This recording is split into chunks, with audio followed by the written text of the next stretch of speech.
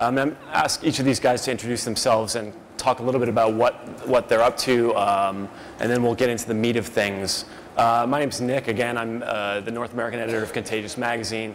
We are a sort of future-facing early warning system for companies that are involved in the non-traditional idea transmission space.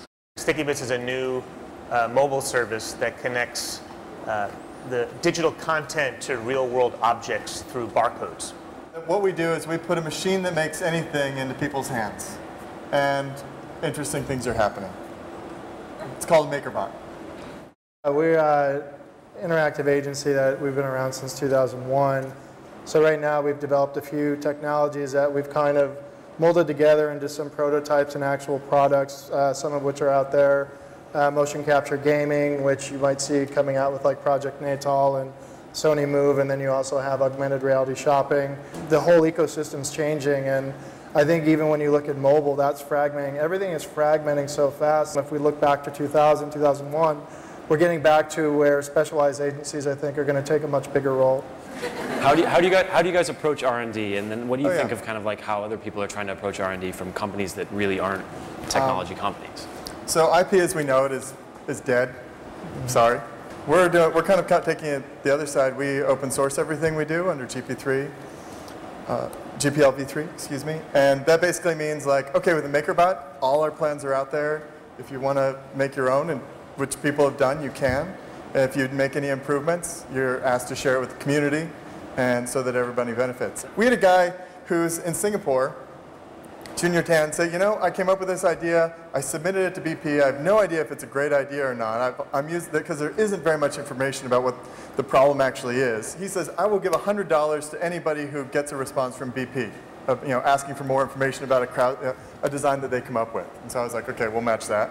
And then we put it out there to everybody. If you come up with an idea to solve Deepwater Horizon, about 12 people in the world will each send you $100. So, well, if you get an inquiry from BP, and the idea is not just that we're naive thinking we can save the world, although I think that actually probably the people out there, I think there's a lot of people who know more than BP about how to solve this problem. Seth, you guys are coming from a yet another viewpoint, which is you're a venture-backed company, correct? Mm-hmm.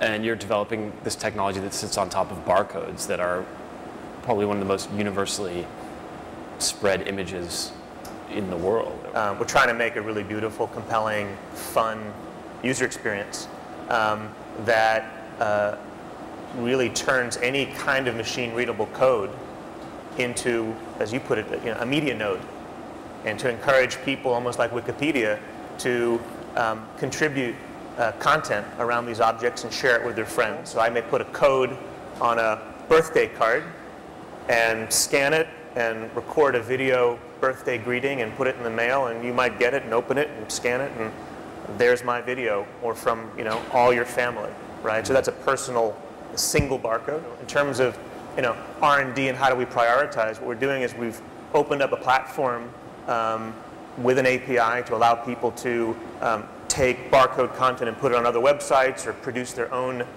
unique barcodes, and so that we become a registrar. Mm-hmm. And we try to pay attention to what the most interesting use cases are, and then try to build processes and a business around that.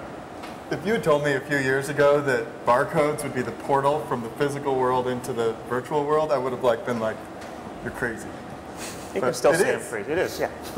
What I'm really interested in is how you encourage people to use these technologies in meaningful ways, and not like ways that just contribute to the novelty. So a couple years ago, no one was checking in, right? Yeah. Or even before that, no one was updating their status, right? Or tweeting. So the question is, as it relates to scanning, whether it's for AR purposes or barcodes, are we close to the point, or how close are we to the point where people really think about their smartphones as a way of better understanding the physical world around them? How do we leave, as creative people, our kind of human fingerprint on all of this stuff? I mean, one of the hopes for the future is that actually we are going to be able to use the technology we have today to be able to share, share ourselves, share our knowledge, share our passions, share our feelings, And that's kind of actually what our panel's about, I think. Right. And so we're still, it's so early, and even though we've been doing, computers have been around for a long time, it's still so early in unlocking human, finding ways to share human passion through technology. If you all haven't shared something that you've done and that you've achieved in some way by providing infrastructure on the internet, please do that today. That's good. There you go. Let's end there. Big thanks to our panelists.